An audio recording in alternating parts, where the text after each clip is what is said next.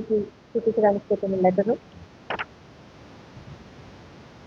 గత 3 అంటే 2005-2024 మధ్యన జరిగిన ఆర్థిక అవినీతిపై సమగ్ర దర్యాప్తు చేసి నివేదిక సమర్పించడం గురించి ఈరోజు ప్రెస్ మీట్ పెట్టడం జరిగిందండి ఇమీడియట్గా.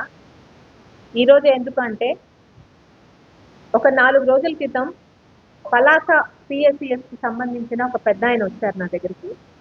అమ్మ, నేను తీసుకుంది 10,000 లోన్ అయితే నేను అది కట్టడానికి వెళ్తే నా పేరు మీద ₹1,00,000 ఉంది. వాళ్ళకి అది తెలుసు.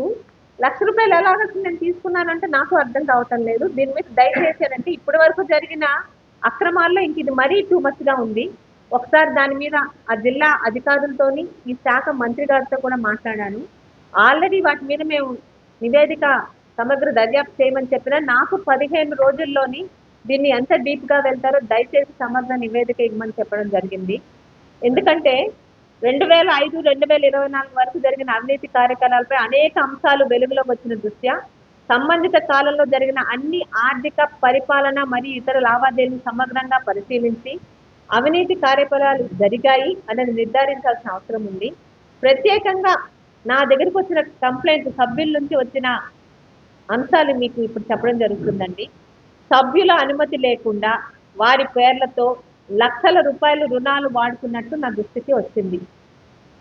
బినామీ పేర్లతో రుణాలు మంజూరు చేసినట్టుగాను, ముఖ్యంగా సరైన భూమి పత్రాలు లేకుండా, సరైన డాక్యుమెంట్లు కూడా లేకుండా రుణాలు మంజూరు చేశారు.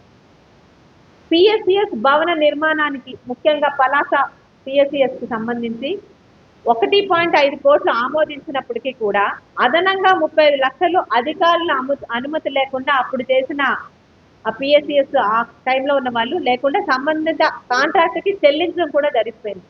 పర్మిషన్ అనేది 1,05,00,000 ఉన్నప్పటికీ కూడా 1,40 లక్షలతో చేసి ఎవడబ్బ సొమ్ము తిన్నట్టో ఎవడు పర్మిషన్ లేకుండా వీళ్ళు చెల్లించేశారు. ఇక సంఘంలో సభ్యులు అన్న వాళ్ళకి రుణాలు ఇవ్వాలి, అది అందరికీ తెలిసిన విషయమే. సంఘంలో సభ్యులు కానప్పటికీ కూడా వాళ్ళకి ఏ విధమైన వ్యవసాయ భూములు లేనప్పటికీ కూడా అటువంటి అనేక మంది అనర్హులకి పార్టీ పేరుతో చాలా మందికి రుణాలు మంజూరు చేయడం జరిగింది. అది ఆల్రెడీ విత్ పేపర్ మీదే ఉంది.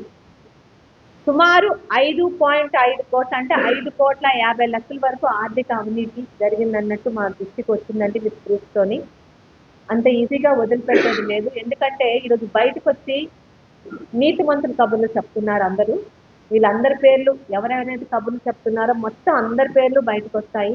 15 రోజుల లోపల దాని మీద సమగ్రమైన నివేదిక విత్ సాక్ష్యాలతో ఎవరి అకౌంట్కి ఎంతెంత మందికి ఎంతెంత ఇచ్చారు, రాసిందంతా ఇచ్చిందంతా అన్ని రిపోర్టులతో సహా మీ పత్రికా సోదరుల ముందు ఉంచి ప్రజలకు తెలియజేయడం జరుగుతుంది. అందుకనే నలుగురు సోదరులను కూడా ఇక్కడ పిఎస్సిఎస్ అధ్యక్షుడిని పిలవడం జరిగింది.